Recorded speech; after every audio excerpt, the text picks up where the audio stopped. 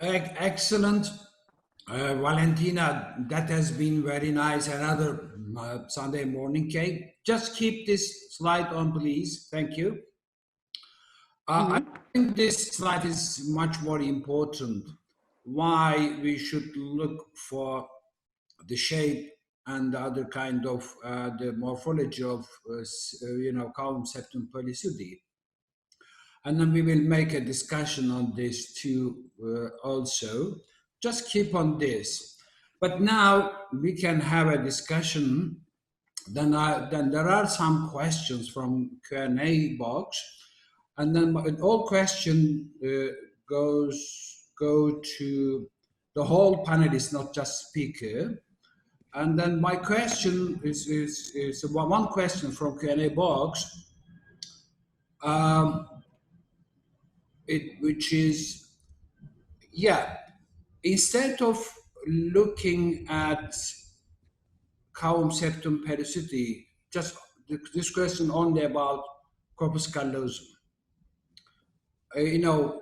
Whatever we have to look at the Caume septum pellucidum, but at the same time, we have to look at the corpus callosum in sagittal plane and measure it or just morphologically evaluate it. Can I have your remarks or comment on this from Francesco, Valentina, and Nicola? Also, I see some other names on the screen.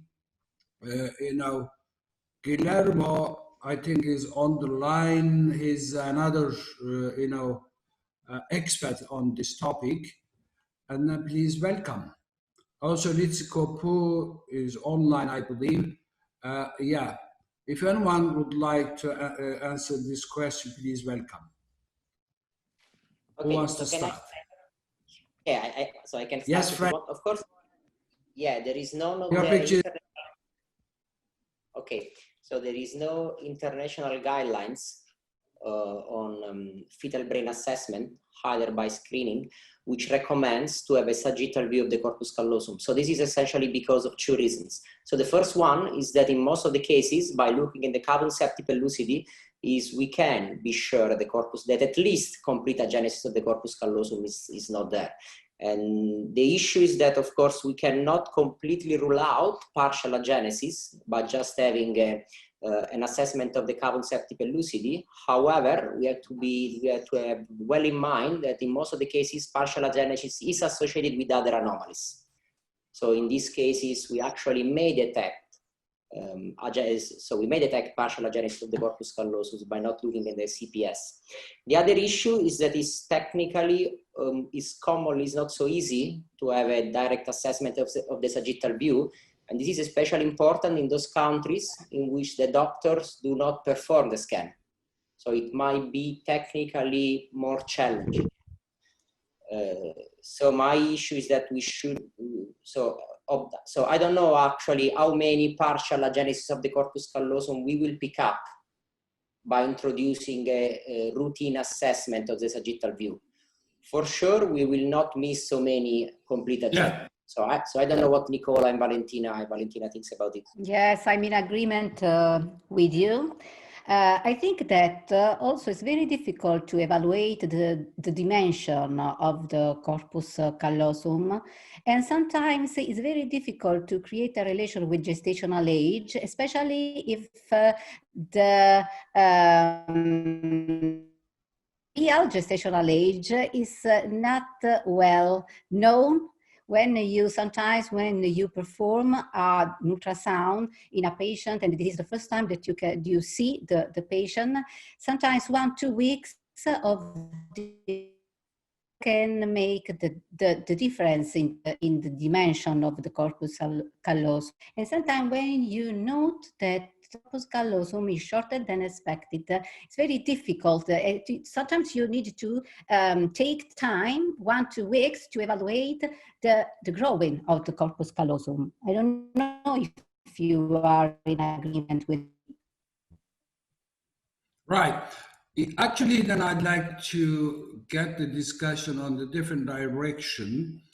If you do make a fetal examination, it is not the correct point to talk about the screening because we are doing a fetal examination. If the issue is corpus callosum, then we have to look at corpus callosum directly for the evaluation of anatomy.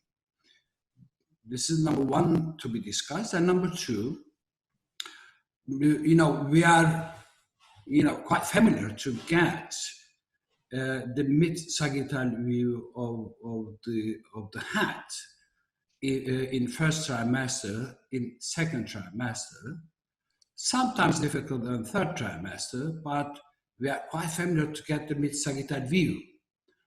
In first trimester and second trimester, we should look at the face and the brain. If we get exactly mid-sagittal plane, then we can see the corpus callosum easily. But there is only one fact: the fetus should be on the correct position. If not, then we have to put a note on our report that we didn't evaluate the corpus callosum because of some reason. Otherwise, then we are not examining corpus callosum. Therefore, specifically, if we are talking and discussing about the corpus callosum, then we have to see all the way exactly at the mid-sagittal plane. But thanks God, we do have a chance at this section, not just corpus callosum, then also we can see the vermis exactly. And third point to be discussed, definitely we have to evaluate cavum septum pellucidum. Why? Not just because of corpus callosum, because cavum septum pellucidum is a kind of square in Rome, in Palermo, in Parma, and in Istanbul, because there are some other structures bounding of cavum septum pellucidum. Therefore, it is better to go this square to look around. Then we have to bear in mind this is the point to be discussed. Then, because I'm counting my discussion point just to give you an idea, other panelists to be ready to answer. And the third point, the fourth point, if we are talking about the posterior fossa, it is very difficult to understand for me why mainly we are talking about, how to say, what is it? It's the Blake's Patch and what is the other name of big cyst? Dandy-Walker malformation. The issue in those discussions is the vermis. What is the main concern if we are evaluating a posterior fossa? Because I don't care about cerebellum, because cerebellum is there. You can escape to miss any kind of strange things with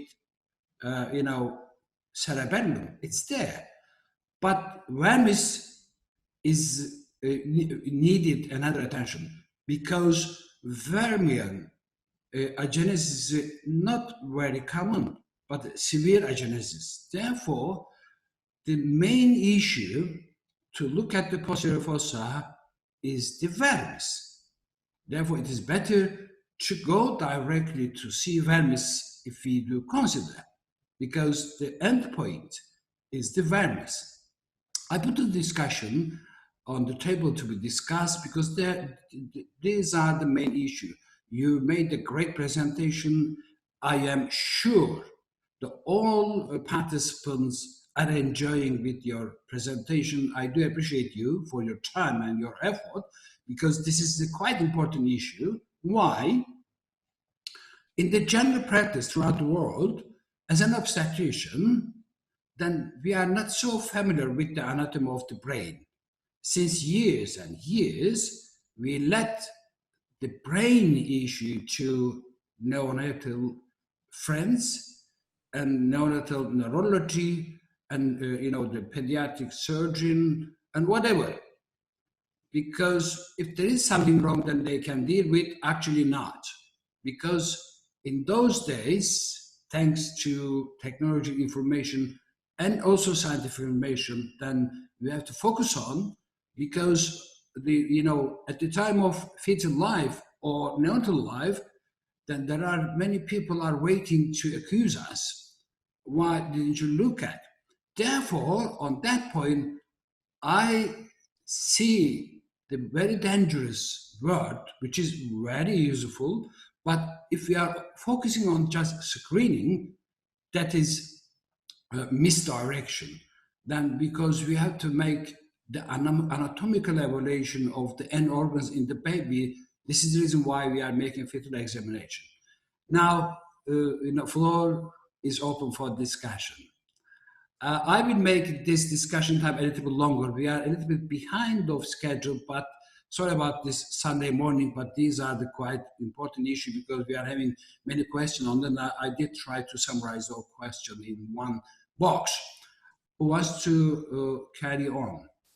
I would say something about that. Daniela Maschio is on the line. If he, go on, Nicola. Yeah, well, what you said is very interesting because as Francesco said before, the problem is that it's difficult to catch that specific view, not for expert people, but for the ones that are doing screening. In some countries, people doing screening are not so skilled or experienced. And the issue is, if we need to start to say to people, you need to get the mid-sagittal view, it needs to be worth. So there was a big discussion about the profile. The profile is very nice for mothers, that they can see the profile of the baby. But actually, from the diagnostic point of view, the profile is mainly useful for micrognathia, for other things, of course. But the main problem that could be detected is micrognathia. And some scientific societies are considering not so common to justify a new screening view. But if we put inside the vermis, the corpus callosum, the cavum septi, of course, if we start to put things in to be checked in the mid-sagittal view, it could become worth because we increase the power of detection of this view. But I think that it is a long process, and for now. Yeah, Nicola, you're right, but my point is something further on, because we are doing this course as a World School of Perinatal Medicine connected to Perinatal Medicine Foundation and World Association of Perinatal Medicine. Our main issue is to bring our, friends, obstetricians and perinatal experts at some certain level, because the family is coming to us and actually asking the one simple question, actually, which is not. They're asking that my baby is all right in any meaning. Then my first answer is, I'm sorry, I cannot tell you everything is normal, but only I can tell you what I can see and what I can measure. My concern is, if we say, okay, we made the evaluation, then your baby looks all right. But there are some items, below this line. If we are talking about the brain, definitely we have to look at. There is no excuse for anyone. Okay, baby is not in a correct position, therefore I couldn't get the mid-sagittal view. Please put this remark on your report. Mm-hmm. Put this remark on your report, what you checked, what you couldn't check. Therefore, what is the main issue? Looking at just only, because the guidelines are telling, please check cavum septum pellucidum, but to me, I don't have any proof at the moment, but to me, just looking at the corpus callosum is rubbish, because the routine obstetricians are checking the corpus callosum, but there is no any clear-cut morphology of corpus callosum. Corpus callosum is just one square. Therefore, what is our main consideration? Corpus callosum If so, then we have to see and show our family this is corpus callosum. If our concern is vermis, then we have to show and take a record and then vermis. Of course, the other parameters are quite valuable to be aware, but not good enough. Therefore, this is one of the reasons why we've been failing to miss the problem connected with corpus callosum and vermis. Then, but in any case, we are going to miss through this, methodological approach. Then we will be, accused. We will be sued afterward, definitely.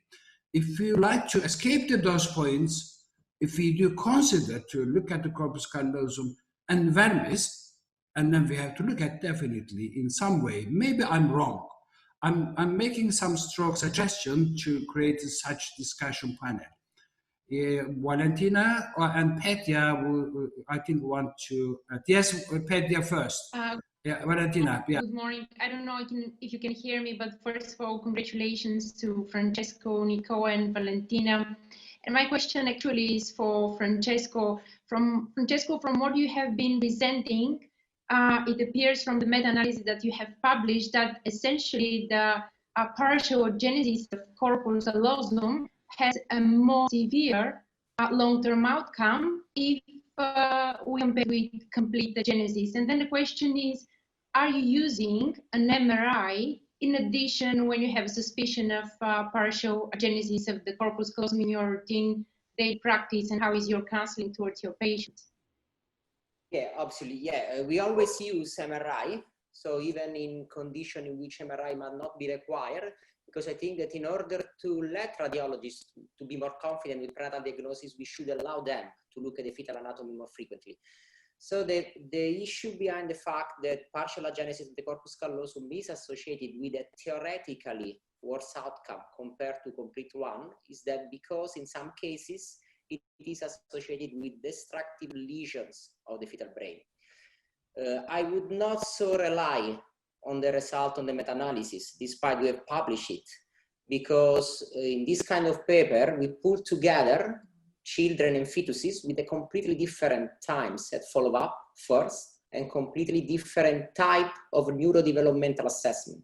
In my personal experience, I saw many more cases of isolated complete agenesis rather than partial. The vast majority of cases with partial corpus callosum agenesis which I've seen were associated with other brain anomalies. So this might be the reason why the outcome is more severe, because theoretically, in these cases originally labeled as isolated partial agenesis, this baby might have undetected or difficult to detect anomalies. But I always use a conventional MRI, and I think the future in this field would be use DTI, diffuse short tensor imaging, which looks at the course of the fibers. So all in these cases, there are many studies on postnatal MRI, which shows that DTI MRI is much more useful because it looks at the course of the fibers, because we have different phenotypes of corpus callosum agenesis. This should be the future of prognosis of imaging in ICC. Just one additional remark on this MRI issue. If somebody is suspecting something, the first thing actually, there are two main issues, which is much more important than everything in obstetrics and perinatal medicine. One is the first step is suspected findings. Otherwise, we cannot do anything. Therefore, the role of obstetrician, because we shouldn't put huge weight on the shoulder of obstetrician. That couldn't be our aim. But we have to try and train them. This is the anatomical issue, then we have to suspect. And the second thing, this is very dangerous in terms of MRI PETIA, because then instead of sending direct to the MRI, this case should be referred to perinatal expert. Why? Because this is more valuable than MRI. Why? Because everywhere the quality of the assessment of MRI is very poor. Even in some good centers, because usually our radiologists are very good at that. Even they do have subspecialty in the neuroradiology, they are good, but they are, evaluating every case generally, not specifically fetal brain. In that case, then they are not so keen to check the every brain structure, regarding to, how to say, from the fetal, point of view. Therefore, if somebody is good expert on fetal MRI, accepted. Otherwise, this is very dangerous. Therefore, what I see, referring this patient to perinatal expert is much more important than referring to directly radiology department. The one question. Yes, Valentina, do you want to add something? Yes, more? I would like to add something about this because in our country, for example, we have document between societies, radiologists, and part of perinatal medicine, which obstetricians cannot ask directly MRI, but the first step is the evaluation by neurosonography, and then is the expert in the neurosonography that refer the patient for MRI. In this case, you create a connection between experts, and the counseling could be more clear for the patient. This is my opinion. This is what happened in our country. For example, I don't know in other countries. Why the topic for this course is fetal brain? Our aim is to, how to say, to stimulate the obstetricians throughout the world to get the corpus callosum and vermis view, not just, CSP and posterior fossa. That is very weak point. Because this is the training course as a postgraduate course, then now we have to, make this course maybe later on, and we have to reach to many doctors throughout the world as much as possible, because otherwise it's a mess. It's a mess. To me, every obstetrician, if they put a probe on the abdomen, then they have to get the mid-sagittal view definitely. If they are not able to, so then they should put a note on the report. Then if the family is interested to have an additional, view, then they have to get the expert on this. Of course, we are not expecting from our obstetrician to be expert on fetal brain. If they do so, they are more than welcome. I hope someday. But just, knuckle thickness is a good example. Knuckle thickness brought us to different direction, because many years ago, we were doing how to measure knuckle thickness, but now it's a common sense. Then we have to look on this. Yeah, I think anyone else for additional remark? Thank you very much. And also we will hear some additional points from Vedran Stefanovic, on ventricular megaly. Next session, we will discuss more. And then let me check the Q&A box. Okay, they are discussing about, yeah, somebody is asking about the CSI interpositi.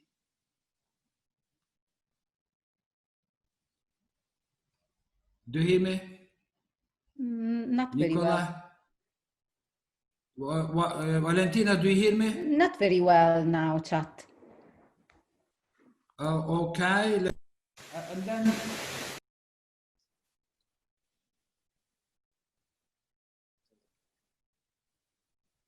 No.